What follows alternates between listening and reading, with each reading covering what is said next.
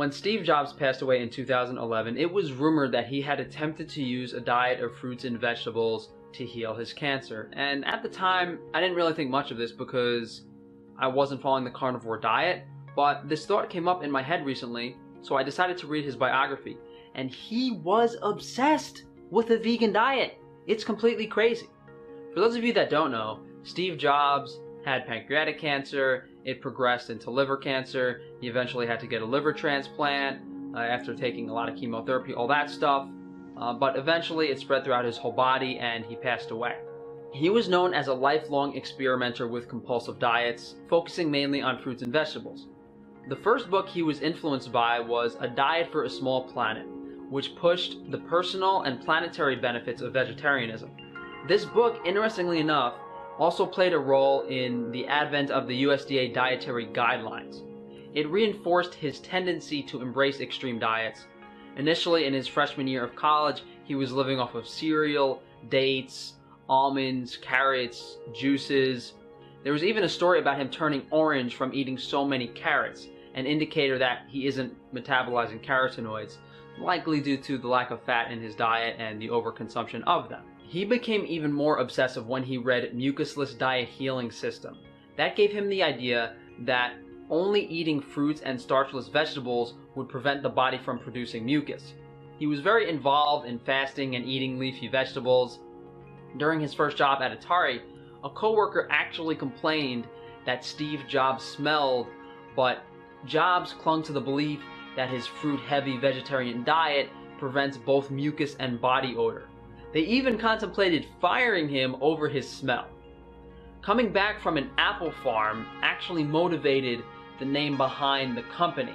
So, ironically, his diet of fruitarianism, vegetarianism, whatever you want to call it, actually gave him the idea to name the company Apple.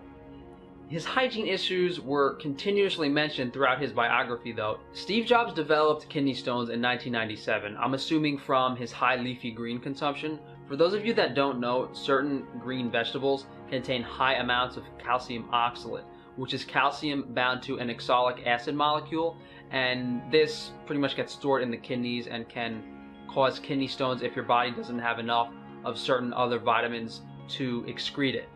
But these kidney stones actually led to him getting a scan which detected his cancer in October of 2003. Thankfully, it was detected very early, but Jobs decided not to have surgery to remove the tumor, insisting to see if a few other things would work. This is in his pancreas, by the way. So he started working with a natural healing clinic in California, and even diet doctor Dean Ornish, who's still alive today, a very outspoken proponent of a vegan diet, even he insisted that he needed surgery, but Jobs decided to adhere to a strict vegan diet of fresh carrot and fruit juices, acupuncture, herbal remedies, etc. In July 2003, a CAT scan showed that the cancer had progressed, causing Jobs to face the reality and undergo surgery, removing part of his pancreas. So he tried a vegan diet for a period of time and his cancer progressively got worse. Unfortunately, the cancer had spread to his liver, causing Jobs to begin chemotherapy treatments. Jobs' eating disorder got worse in 2008, where he actually lost 40 pounds over the course of spring 2008. This actually caused Apple stock to drop when they saw how emaciated he looked. At this point, Jobs was very sick and in excruciating pain, going through many cancer drug therapies. He was put on the liver transplant list and was lucky enough to get a liver before it failed, but they noticed cancer spots on the membrane surrounding other internal organs when they were doing the liver transplant. Despite all of this, Steve Jobs continued to really only want to consume fruit smoothies. He had regained his strength in early 2010, coming back to Apple to work, but the cancer came back in November of 2010, eventually spreading to his bones by July 2011, and then he passed away later that year. On one hand, we could say, yes, Steve Jobs was kind of brainwashed in this vegan, vegetarian ideology, and he should have undergone medical treatment. On the other hand, we know that Steve Jobs consumed a very high fructose diet. And here's a study showing that fructose intake is associated with increased risk of pancreatic and small intestinal cancers. Here is another study showing that cancer cells can readily metabolize fructose to increase proliferation, which is cell growth. And this study suggests that sustained fructose consumption should be curtailed as it is detrimental to long-term human health. And one final study implicating that high carbohydrate diets increase the risk of pancreatic cancer in women. It only takes 6 days of excess fructose consumption to cause insulin resistance, and 8 weeks to allow pre-diabetes to establish. This is because fructose can only be utilized by the liver, whereas glucose can be utilized by many cells in the body. What happens after decades of high fructose consumption? The result is a diabetes disaster.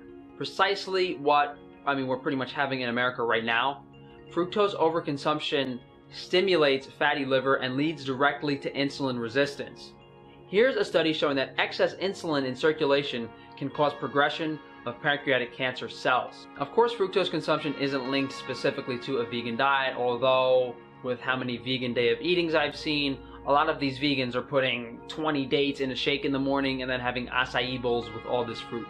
So there are plenty of vegans that are obviously overloading their livers with fructose, and the fruitarians are probably the worst. Like straight coarse to fatty liver. 100%. But there are quite a few vegans who push a diet low in fruit sugar, high in carbohydrates, and when we look at indigenous groups that consumed fairly high percentages of carbohydrates, they were still in adequate health if they prepared the grains properly. That being said, they weren't consuming fructose. So, did Steve Jobs' high fructose consumption lead to pancreatic cancer? I personally believe so, and just the evidence adds up so much. He consumes all this fructose, he gets insulin resistance, he has some fatty liver, and just continues to do things that are damaging his pancreas and his liver and putting so much stress on those organs by continuing this crazy fruitarian diet. And can we argue that his obsession with veganism and vegetarianism ultimately led to his demise, and he was essentially the most famous person to get brainwashed into a vegan cult and die because of it? It's pretty crazy if you put this into the context of it. This guy literally died because he believed so much in a vegan diet. That's what we're seeing now. And I'm surprised Steve Jobs isn't brought up that much. I guess a lot of people haven't read his biography, but these vegans are so confident in their diet. Confident to what point? Steve Jobs, I'm assuming one of the most intelligent and successful people to ever live, was brainwashed into veganism and it killed him. If he is susceptible to this, then who isn't?